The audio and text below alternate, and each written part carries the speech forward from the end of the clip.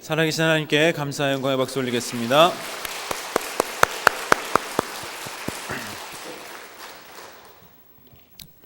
우리 옆에 있는 분들하고 인사 한번 하실까요? 잘 오셨습니다. 여기서 보니 더 예쁩니다. 오늘 설교는 제가 이제 8월 13일에 오후 찬양 예배 때 했던 설교에 이어서 이제 두 번째로 하는 설교입니다. 똑같은 제목이고요. 그때는 베드로 후서가 아니라 베드로 전서 1장 5절로 10절만 본문으로 했고요. 오늘은 재밌게도 베드로 후서 1장 5절 10절로 이렇게 준비했습니다. 또 제가 오늘 아침에 예배 드릴 때 좀 많이 놀랐는데요. 오늘 담임 목사님 설교랑 많이 겹치더라고요. 그래서 오늘 아침에 되게 많이 놀랐습니다. 혹시 저 사진 한 장 보여주시겠습니까? 안 보이실지 모르겠는데 저기 이제 두 명의 힙합 가수가 이제 광고를 찍었습니다. 가운데 뭐라고 써 있죠? 3만 원. 쟤네들이 선전하는 숙박 어플리케이션을 활용해서 이제 모텔이나 호텔이나 이렇게 예약을 3번 하면은 얼마 준다는 거예요? 3만 원을 준다는 겁니다. 이 멘트가 이렇게 나와요. 성공한 다음에 놀아도 늦지 않다고? 인생 길어? 야 놀자. 젊어서 고생은 사서 하는 거라고? 돈 많아? 그걸 왜 사? 야 놀자. 삶을 즐겨. 3번 놀 때마다 3만 원 무한 지급. 지금 날 위한 삶. 야 놀자. 아멘입니까? 숙박 어플리케이션 광고입니다. 모텔 같은데 자기 회사 어플리케이션을 활용해서 예약을 하면은 3번 예약하면 3만 원 준다는 얘기입니다. 물론 삶을 즐기는 거 좋습니까? 나쁩니까? 좋습니다. 미래의 더 나은 행복을 위해 현재의 행복을 자꾸 유보시키면서 결국 다 즐겨보지도 못하고 돌아가시는 그 억울한 경우는 우리는 너무 많이 봐왔습니다.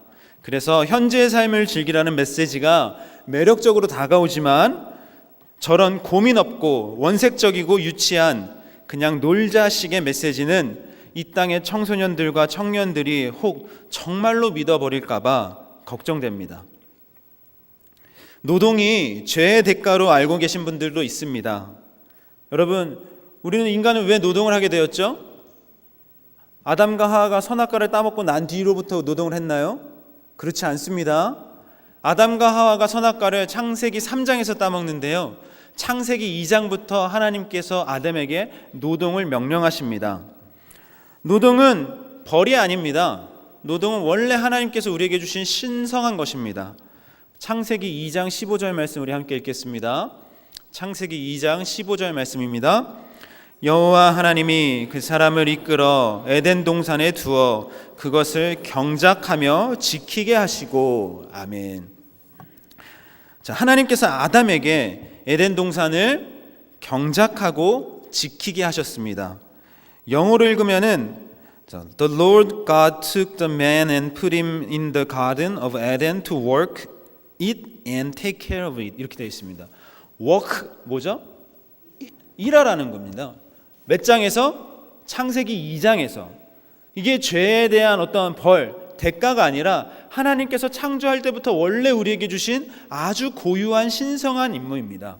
그래서 혹시 여러분들 천국에 가시면은 맨판 놀 거라고 상상하시는 분도 혹시 계실 텐데, 저는 이 천국을 상상할 때 에덴 동산에서 힌트를 많이 얻습니다.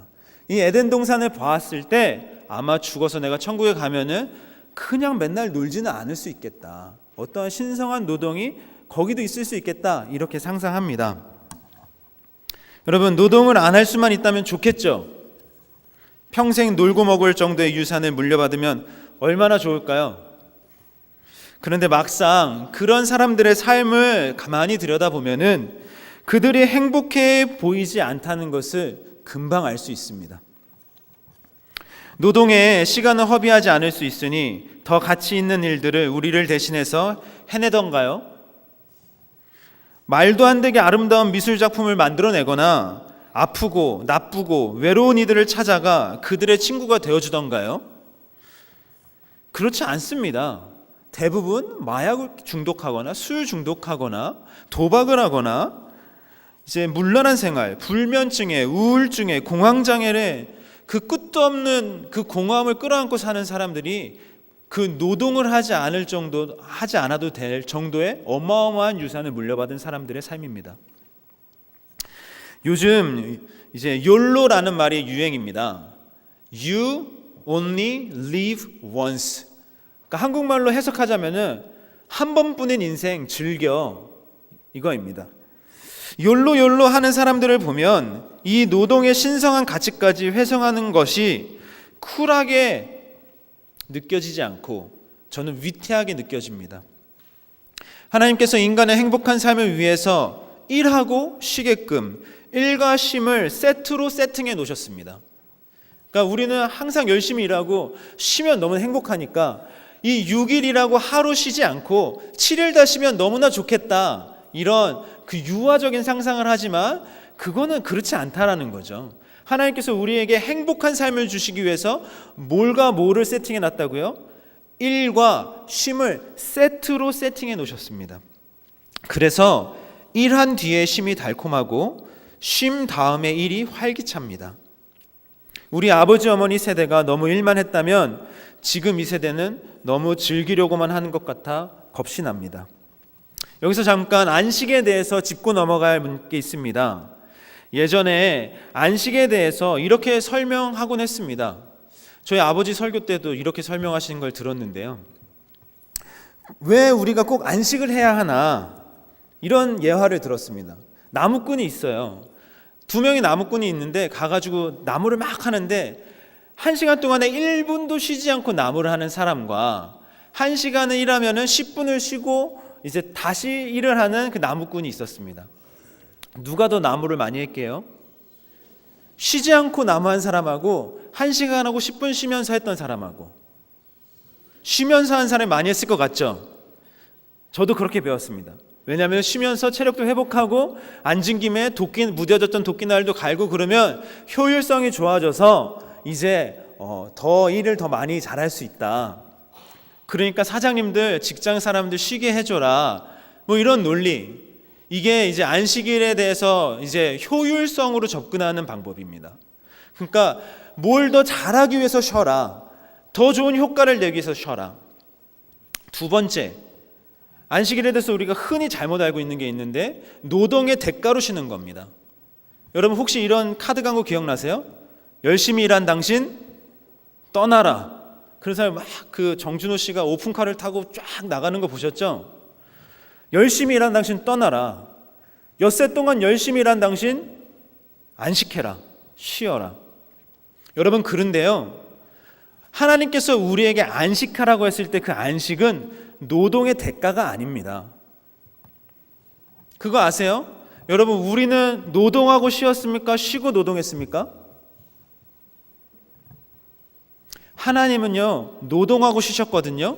그런데 인간은요 쉬고 일했습니다. 그렇잖아요. 저희가 창조받고 처음 본 게 뭐죠? 하나님이 안식하시는 거예요. 7번째 날에.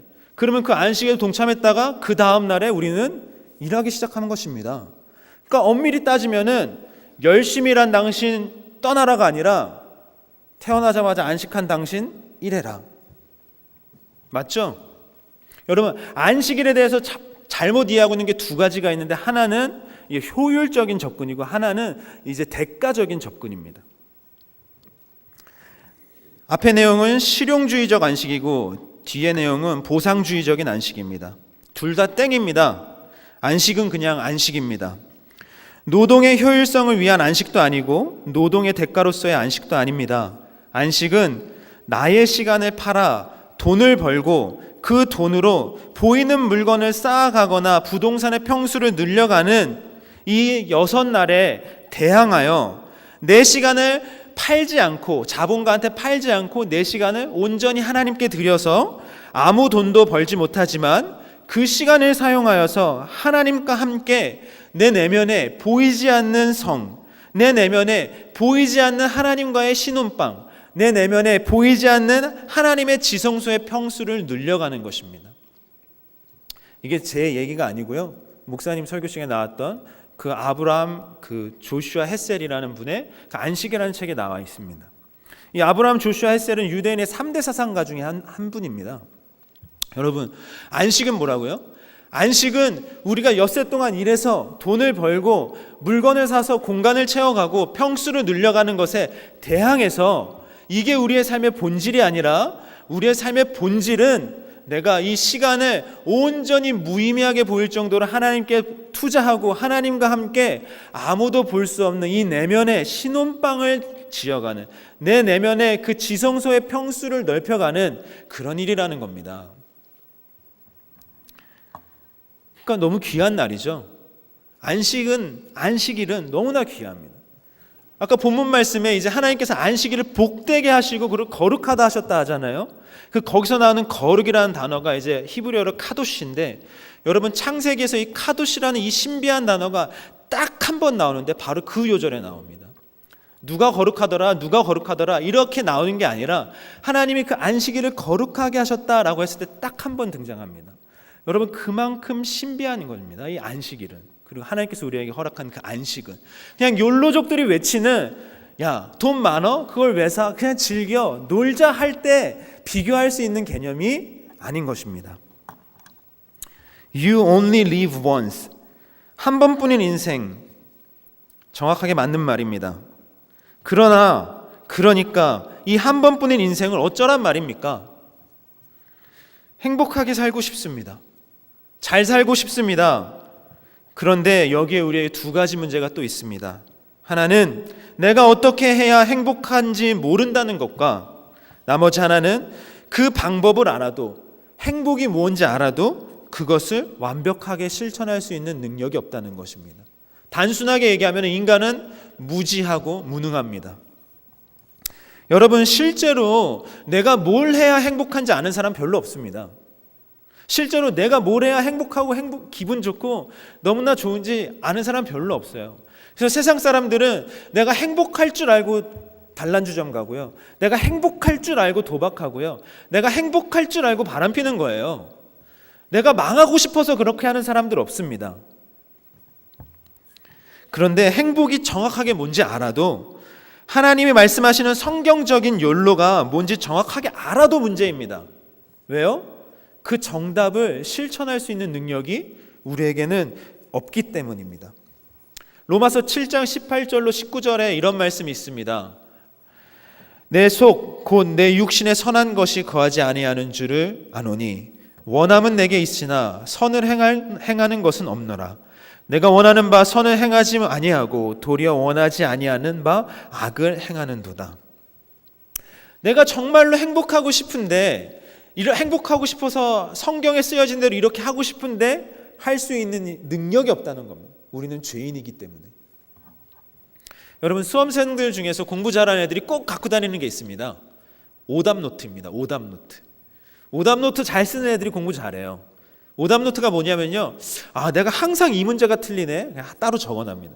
그래서 이걸 달달달달 공부합니다. 내가 이런 패턴으로 틀리는구나. 여러분, 제가 오늘 우리나라의 대표적인 오답을 가르쳐 드릴 테니까 그거 잘 적어두시고 복습하셔서 문제가 출시되었을 때 다 틀리지 말고 다 맞추시기 바랍니다. 2010년도쯤에 갤럽에서 10개 나라의 행복지수를 조사합니다. 10개 나라를 뽑아가지고요, OECD가 아니라 10개 나라를 그냥 꼽아가지고 너네 행복하니? 이걸 물어봐요, 갤럽에서. 1등이 브라질입니다. 지금 뭐 달라졌을 수도 있는데 2010년도에는 그랬습니다. 브라질 약 50% 이상이, 나라 국민의 절반 이상이 너 진짜 행복하니? 그러면 나 진짜 행복해, 이렇게 대답했습니다. 그 10개 나라 중에서 꼴찌인 우리나라는 너 진짜 행복하니? 라고 물어봤을 때, 여러분, 그렇게 대답한 사람은 단 7%입니다. 근데 그것도 나 진짜 행복해가 아니라 나 좀 행복해. 우리나라가 꼴찌예요. 그것도 물어봤어요. 야, 돈이 행복하고 상관 있니? 이렇게 물어봤어요. 그러니까 브라질은 뭐라고 대답할게요?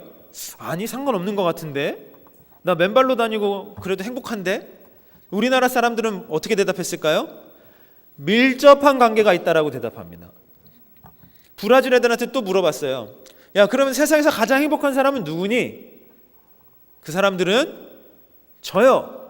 내가 제일 행복해요. 이렇게 얘기하는 반면에 우리나라 사람은 빌 게이츠요. 이렇게 대답했습니다. 참 일관적이죠. 그거 논리에 따르면은 우리나라에서 가장 행복한 사람은 뭐 이건희 씨 정도가 되지 않을까. 근데 정말 그럴까요?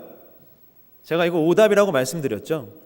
여러분, 만약 이게 정답이었으면은 지금 우리나라가 여러분들이 이렇게 불행해서는 안 됩니다. 지난 50년간 한강의 기적을 통해서 우리나라가 몇 배의 경제 성장을 했냐면은 약 250배의 경제 성장을 이루었습니다. 여러분, 국민 소득이 지금 이렇게 많이 성장한 나라는 지구 역사상 없는 거 아시죠?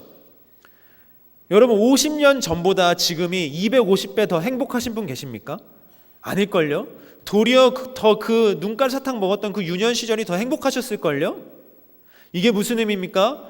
이 돈은 아무것도 아닌 것은 아니지만 매우 큰 힘도 갖고 있고 중요한 것이지만 나의 행복에 아주 직접적인 영향을 끼치진 않는다.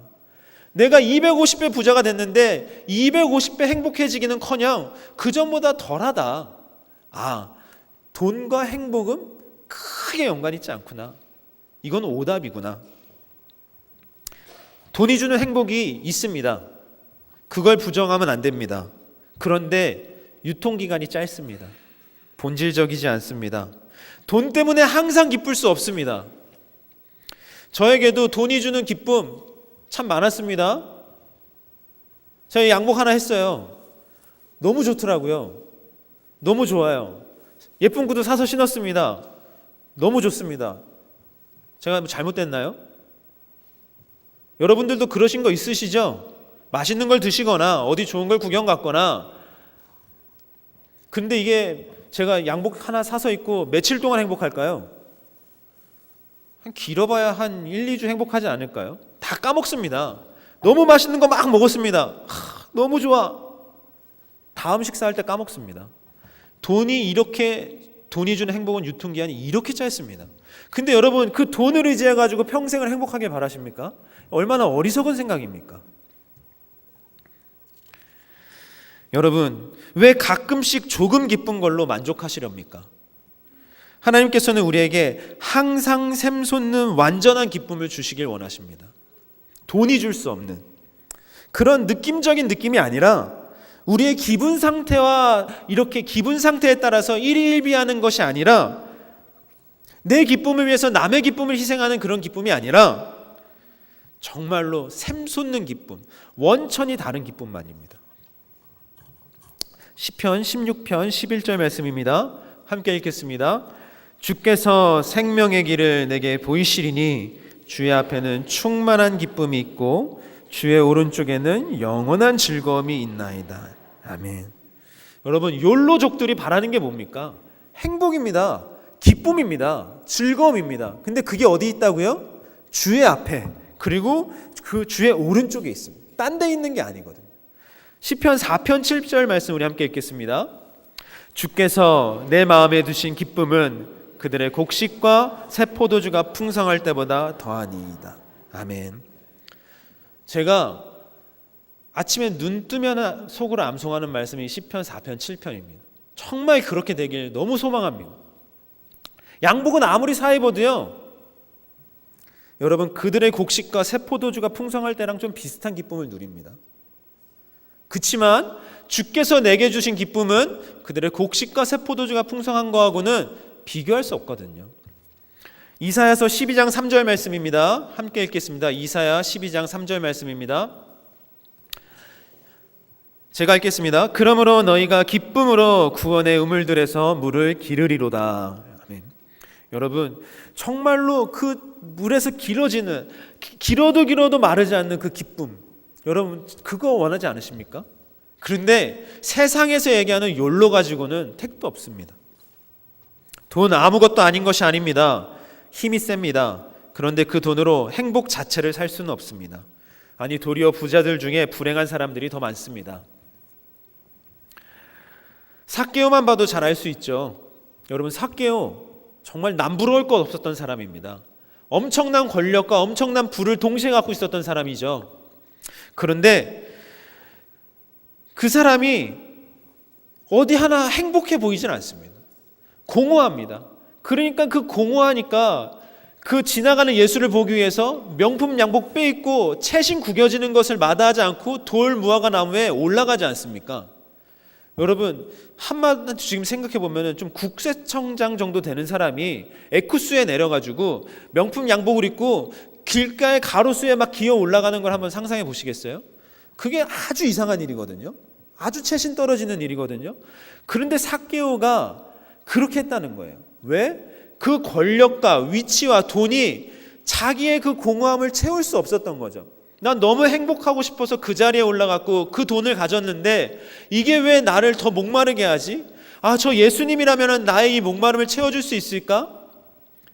그 뒤로 예수님을 만나고 사람이 바뀝니다. 일단은 재산의 절반을 가난한 사람들에 나눠주고 불의하게 거둔 것이 있다면 4배나 갚아준다고 합니다. 여러분 한번 생각해 보세요. 상상해 보세요. 재산의 절반을 확 떼고 그리고 누구한테 물어가면서 집사님 제가 저번에 그때 좀 실수했습니다. 제가 나쁜 짓 했어요. 4배 더 드리겠습니다. 할 때 그 삭개오의 표정을 한번 생각해 보시겠어요? 내 돈, 내 피 같은 돈. 그럴 것 같습니까? 아니면은 알 수 없는 이 행복감에 젖어 있을 것 같습니까? 여러분 행복은 돈에 있지 않고 여러분 주님에게 있습니다. 예수님을 만난 삭개오는 돈을 많이 만난 삭개오하고는 차원이 다른 겁니다. 삭개오야 속히 내려오라. 내가 오늘 내 집에 유하여야 하겠다. 얼마나 빨리 내려왔을까요? 아마 뛰어내리지 않았을까요? 급히 내려와 즐거워하며 영접하거늘. 그 수많은 돈도 나에게 가져다 주지 못했는데 예수님이 한번 내려와 너네 집에서 밥 먹자. 너랑 하룻밤 자면서 내가 너랑 좀 친해져야 되겠어. 그게 너무 즐거운 겁니다. 여러분 행복하고 싶으시죠? 저 너무 행복하고 싶거든요. 너무 기쁘고 싶거든요. 날마다. 근데 그게 여러분 돈에 있지 않고 권력에 있지 않고 사회적 지위에 있지 않고 예수님께 있습니다. 세상 사람들은 동의하지 않을 수 있습니다. 우리가 행복해지기 위해서는 진정한 욜로하기 위해서는 그분을 만나야 한다는 것을 말입니다. 여러분 세상 사람들은 사탄의 거짓말에 속아 다른 것을 만나서 행복하려고 하지만 여러분 절대로 그렇게 해서 행복해질 수 없습니다. 창조주가 피조물에게 이게 행복이야. 이렇게 해야만 행복하게 살 수 있어. 를 정해두셨습니다. 피조물은 우리는 그것을 스스로 정할 수가 없습니다. 왜냐하면 우리는 한낱 피조물이기 때문입니다. 어떻게 해야 행복한 줄도 모릅니다. 하나님께서 정해두셨어요. 그것을 알고 그 식대로 살면은 행복합니다. 숙박 어플리케이션 광고 같은 거에 평생을 속아 허비하는 사람들 의외로 많습니다. 오늘 오답노트 잘 기억하셨죠? 여러분 세상 사람들이 야 돈인 것 같아 아무리 그렇게 얘기해도 믿을 게 못 돼요. 자기도 모르거든요. 자기도 인간이거든요. 근데 하나님이 창조주가 이게 행복이야. 행복은 여기에 있어. 여러분 이게 정답입니다. 복습 잘하시고 다음에 문제 출제되시면 다들 틀리시면 안 됩니다. 아멘. 우리 기독교는 금욕하는 종교가 아닙니다. 도리어 축제의 영성이 있는 종교입니다. 우리 기독교는 근면 성실만 강조하는 종교가 아닙니다. 일과 심의 영성이 균형 잡힌 종교입니다. 제가 불교 경전을 잘 안 읽어봐서 모르겠는데 거기에도 소고치고 춤추고 노래하는 장면이 있는지 모르겠습니다. 그런데 우리 성경책에는 있잖아요. 많잖아요. 이렇게 축제의 영성이 가득한 종교가 우리 종교입니다. 금욕하는 종교가 아니에요. 가장 1세대, 그러니까 예수님이 돌아가시고 2세기에 번졌던 초대 이단이 뭔지 아시죠? 금욕주의, 영지주의 이단입니다. 그게 이단이에요. 금욕주의가 이단입니다. 하나님이야말로 진정한 욜로 정신을 가르쳐 주신 분입니다. 대표적인 예가 열왕기상 19장에 나옵니다. 사역으로 지치고 낙담된 엘리야를 우리 하나님 다그치지 않습니다. 4절로 7절 말씀 제가 읽겠습니다. 이제 엘리야가 이제 그 호렙산에서 바알과 아세라 선지자 850명을 다 쳐서 죽이고 정말로 엄청난 사역을 하고 난 뒤에 여왕 누구였죠? 이세벨이 쟤를 죽이겠다 했더니 마음이 무너진 다음에 하나님, 저는 죽는 게 낫습니다. 이 장면입니다. 자기 자신은 광야로 들어가 하룻길쯤 가서 한 로뎀나무 아래 앉아서 자기가 죽기를 원하여 이르되 여호와여 넉넉하오니 지금 내 생명을 거두시옵소서. 나는 내 조상들보다 낫지 못하니이다 하고 로뎀나무 아래에 누워 자더니 천사가 그를 어루만지며 그에게 이르되 일어나서 먹으라 하는지라. 본즉 머리맡에 숯불에 구운 떡과 물 한 병 물이 있더라. 이에 먹고 마시고 다시 누웠으니 여호와의 천사가 또 다시 와서 어루만지며 이르되 일어나 먹으라. 내가 갈 길을 다 가지 못할까 하노라 하는지라. 우리 하나님 어루만지시고 먹이시고 다시 재우시고 또 어루만지시고 또 먹이시고 지친 몸과 마음을 위로하십니다. 회복하십니다. 그런데 여기서 끝이 아닙니다. 세상의 가짜 욜로는 여기서 끝일 수 있는데 우리 하나님 나라의 진짜 욜로는 여기서 끝이 아닙니다. 7절을 가만히 보면요, 이렇게 나와 있습니다. 여호와의 천사가 또다시 와서 어루만지며 이르되 일어나 먹으라. 뒤에 함께 읽겠습니다.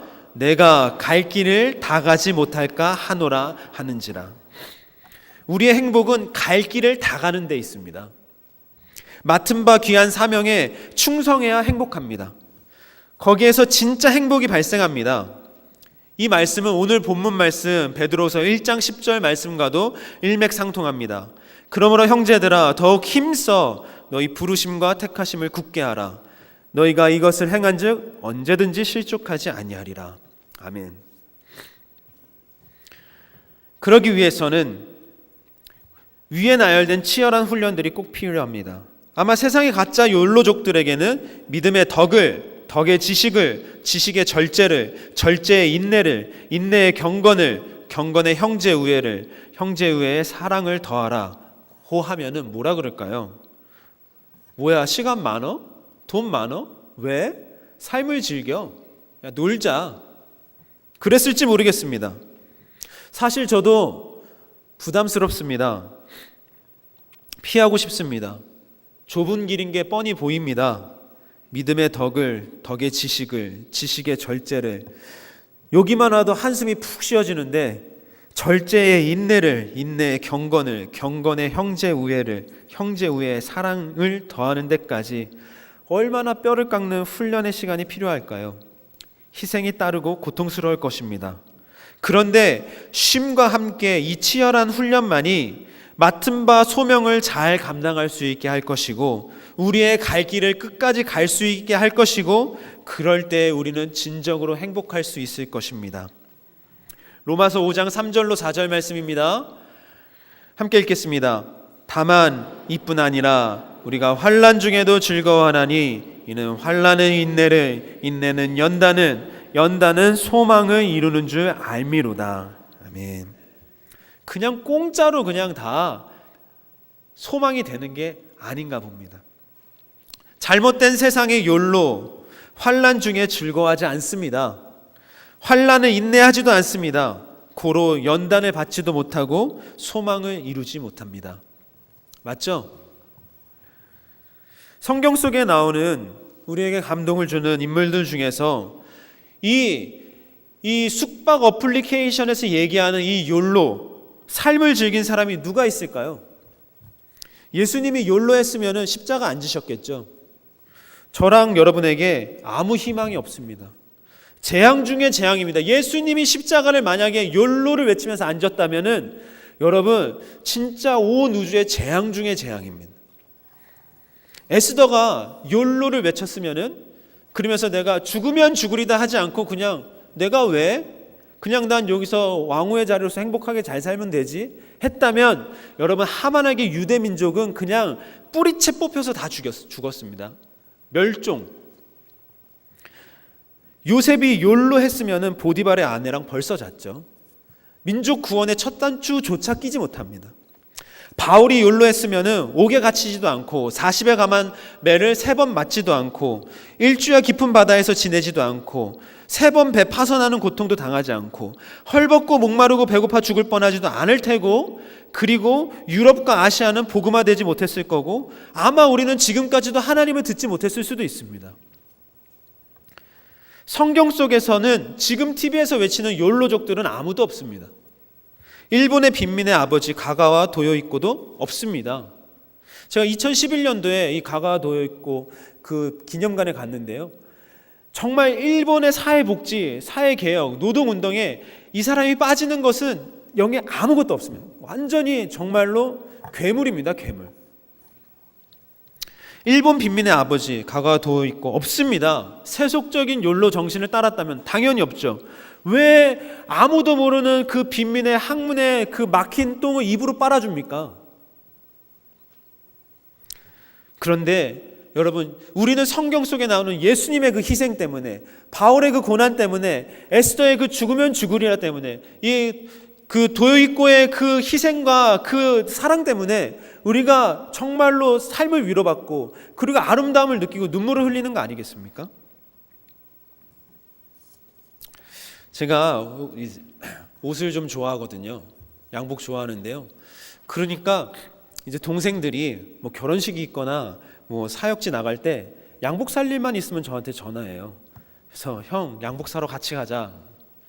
그래서 막 물어봐요. 그럼 막 대답해 줍니다. 그러다가 집에 가면은 내가 목사인데 내가 이렇게 성경은 나한테 안 물어보고 자꾸 양복에 대해서 물어보나. 그러면서도 이렇게라도 전화통화하고 만나서 밥이라도 먹으니까 감사하다 생각은 하지만, 여러분, 누군가에게 저는 양복 좋아했던 목사로 기억되고 싶지는 않습니다. 그러면 행복하지 않을 것 같아요. 야, 진짜 김정열 진짜 양복 진짜 멋있더라. So what? 이걸로 누구에게 감동을 주고 누구에게 유익을 주겠습니까? 저는, 그리고 제 아이들 구키와 진욱이는 누군가에게 감동으로 기억되는 사람이 되면 좋겠습니다. 그러기 위해서 세상적 욜로를 선택하지 않고 성경에 나오는 많은 고생과 희생을 선택했으면 좋겠습니다. 사느냐 죽느냐 그것이 문제로다. 이 섹스피어가 이 햄릿에 쓴 그 명대사죠. 사느냐 죽느냐 그것이 문제로다.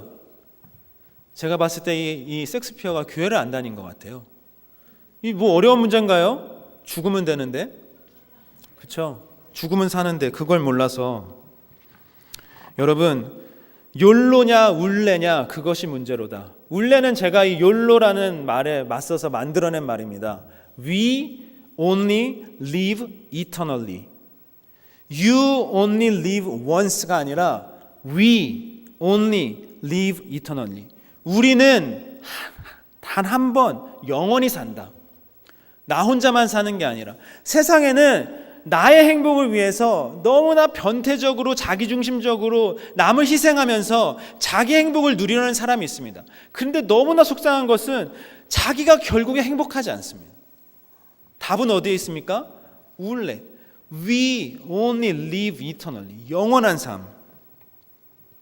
여러분, 어느 삶을 사시겠습니까? 욜로의 삶을 사시겠습니까? 울레의 삶을 사시겠습니까? 여러분, 어디에 행복이 있습니까? 여러분, 우리 예수님은 어떠한 삶을 사셨습니까? 더 이상 세상의 이 유치한 거짓말에 속지 않고 정말 성경에서 얘기하는 그 안식, 그 거룩함, 그 고난, 그 신비, 희생, 그것을 추구하면서 살면서 결국에는 행복한 사람들 다 되셨으면 좋겠습니다. 저는 그냥 누군가의 행복을 위해서 나의 행복을 희생해서 정말 그 횟상에 나오는 스키다시 같은 사람이 되고 싶습니다. 구키 진욱이의 행복을 위해서, 제 아내의 행복을 위해서 나의 행복을 희생하고, 상도교의 행복을 위해서 나의 커리어를 희생하고, 그러면은 궁극적으로 제가 행복할 줄을 설교를 준비하면서 깨닫습니다. 여러분, we only live eternally. 그 영원 속에서 우리는 어디서 행복을 찾을 수 있습니까? 변태적인 자기중심 속에서 찾을 수 있는 것이 아니라 예수님이 그러셨던 것처럼, 바울이 그랬던 것처럼, 에스더가 그랬던 것처럼, 요셉이 그랬던 것처럼 고난을 인내하고 마지막에 부활의 승리를 바라보고 기대하고 예수님을 쫓아가는 그 자기 희생적인 삶이 아닙니까? 여러분, 사시겠습니까? 죽겠습니까? 죽으시기 바랍니다.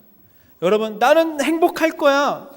나는 정말 행복하고 싶습니다. 행복할 수 없습니다. 야, 내가 덜 행복해도 너 행복해.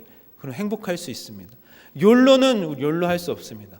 오직 울레의 삶을 사셔서, 예수님의 삶을 사셔서 정말 이 한 번뿐인 인생 영원히 행복한 저와 여러분 다 되시기를 바라겠습니다. 아멘. 기도하겠습니다.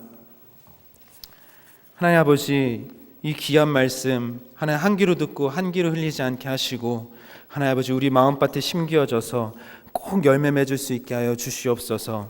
하나님께서 복을 주시기로 결정한 이 복된 날에 하나님 아버지 정말 거룩함을 회복하고 하나님의 복을 가득 받아가고 하나님 아버지 행복의 노하우를 배워가는 저희들 다 되게 하여 주시옵소서. 이 모든 말씀 우리 주 예수 그리스도의 이름으로 기도하옵나이다. 아멘.